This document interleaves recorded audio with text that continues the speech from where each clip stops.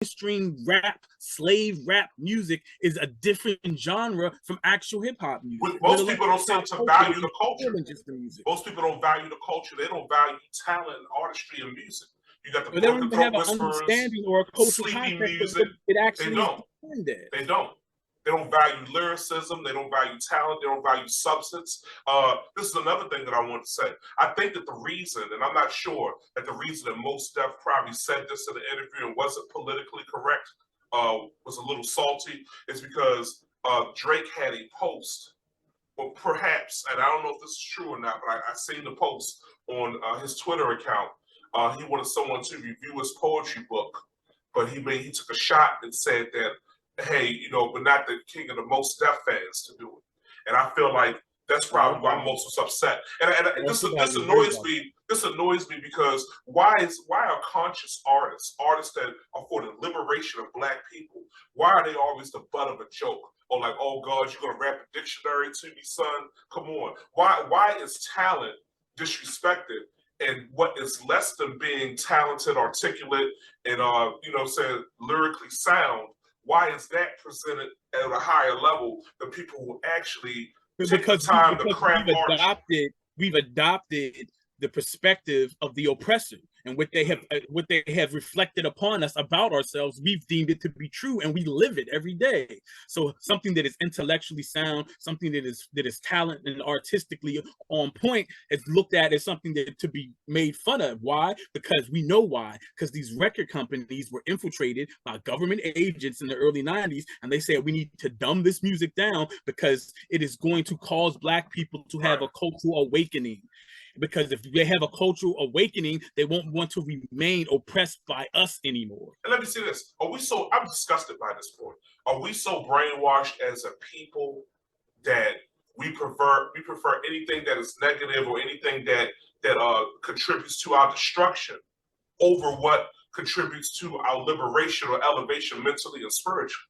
When it comes to the consumption of mainstream media, we absolutely at what point do we have any type of accountability for ourselves as fans, as a people, as a culture, to say enough is enough and understand that there are levels to things critically, there are levels to things as far as what's going to nourish us and versus what's going to destroy us? Why do we prefer entertainment that, that contributes to our destruction? I just don't. We have to first be aware that accountability is required, and have to be aware of what we're to be holding accountable. But if we don't have any actual foundational understanding of what the culture actually is and represents as it was founded by us, versus getting it sold back to us as a commodified version, a repackaged version of it, with all the nutrients sucked from it, then how are we even going to be aware of what we should be accountable for? How often have you heard someone say, oh, he talking that positive shit, ain't nobody trying to hear that?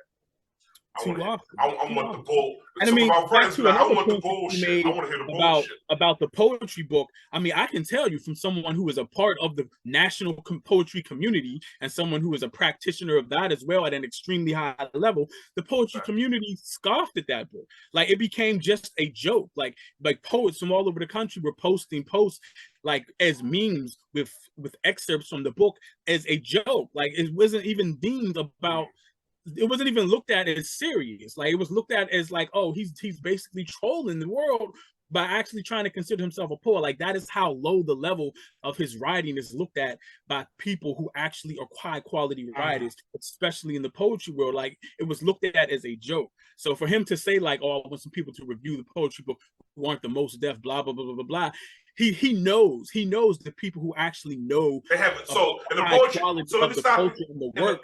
In the poetry world, he knows that it's not quality, so he doesn't want people who know anything about it to actually review it. So in the poetry world, there's still a standard of excellence when it comes to wordplay, and lyricism. In the poetry world, you have to stand on your words. Okay. You can't use, you can't use practice. You can't use music you can't use music and savvy production to cover up the fact that your words aren't strong. You can't. So you have to stand on your words alone in most of the cases. What do you think? What do you think about Drake's response? He responded with a old Method Man clip, which to me further invalidated his claim. Was the majority of what Method Man said, Drake didn't fit into any other categories what Method Man described as hip hop. Now, Exactly. he talked about party music, irrelevant. so there may be some of the party elements, perhaps, but I still don't even think some of that's done on the high level. He's been party. If you're in the club and stuff, he makes music that fits that scenery, that demographic, that setting. Response is irrelevant. I mean, how far are we going to stretch the definition at this point? You know, is Kesha hip hop? Is Lady Gaga hip hop? Like people are doing music to hip hop influence sonic creations, right, beats and drums and production. People are doing music over those hip hop influenced sounds. At what point are they just going to incorporate everything that is influenced by hip hop as hip hop? There's a reason that the culture was defined at its very inception with the elements as defined foundational aspects and components of hip hop. Right. There's a reason for that. So you can't. The same conversations happen with jazz, and that's why I say jazz has influenced almost every aspect of Black music to come after it. So we're not going to say Rick James is the same as Miles Davis. So, but a lot of hip hop though does have an influence on a lot of the music for the last 30 years. Like even New Edition said that we're hip hop, pop, and jazz with a soul feel or swing to it, right? But they're not hip hop artists, but they're influenced by hip hop.